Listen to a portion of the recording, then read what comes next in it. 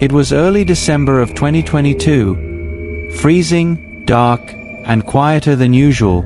I was driving home from a work trip, around 1 a.m.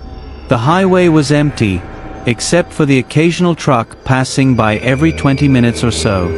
I'd been on the road for almost 5 hours, and my eyes burned from staring at the lane lines. So, when I saw a small roadside diner up ahead, one of those old-style 24-hour ones, I decided to pull over for coffee and a stretch.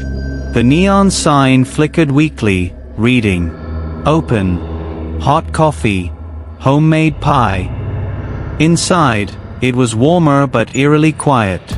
Only one person sat at a booth, a man in a dark jacket with the hood pulled over his head. The waitress, a woman in her 50s, smiled politely and said, "Late night for you, huh? Roads get lonely this time of year." I nodded, got my coffee, and sat near the window. The guy in the hood kept his head down, but I noticed something. His jacket looked soaked, as if he'd been walking in the cold for hours.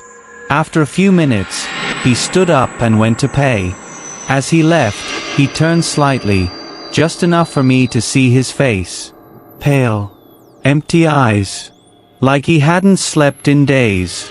When I left 10 minutes later, I saw him again. He was standing by the edge of the parking lot.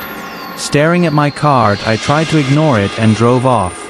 The highway was pitch black, the fog so thick it felt like I was driving through a dream.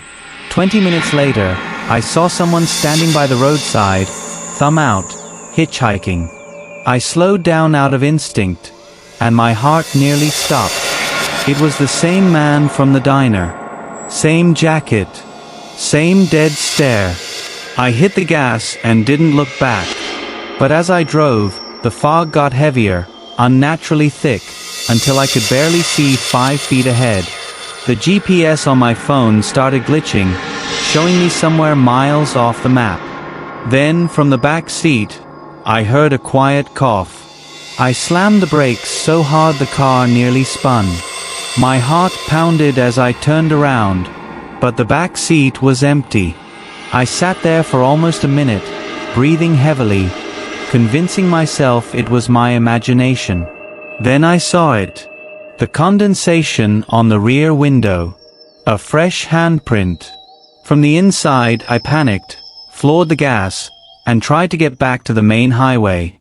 But no matter which way I turned, the GPS kept showing the same road. It was like I was looping the same stretch over and over. Then, the radio turned on by itself. Static first, then a faint voice. "You shouldn't have left me there." I nearly screamed. I turned off the car, ripped the keys out, but the voice kept talking through the static. "It's so cold. You left me on the side of the road." I jumped out of the car and ran onto the highway, phone light shaking in my hand. Through the fog, I saw a shape, a twisted metal guardrail, and a wrecked car half hidden in the trees. I walked closer and froze.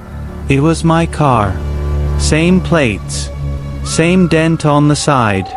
But inside, the airbags were deployed. And sitting in the driver's seat was me, lifeless, pale, eyes open. When I woke up, I was in the hospital. They said I'd crashed around 12:45 a.m., just outside of that old diner. I'd been unconscious for nearly 2 days. There was no man in a hoodie, no other car found nearby. But when police retrieved my phone from the wreck, there was a single photo in the camera roll, taken at 1:17 a.m. A picture of me, driving, with a blurry figure sitting in the back seat.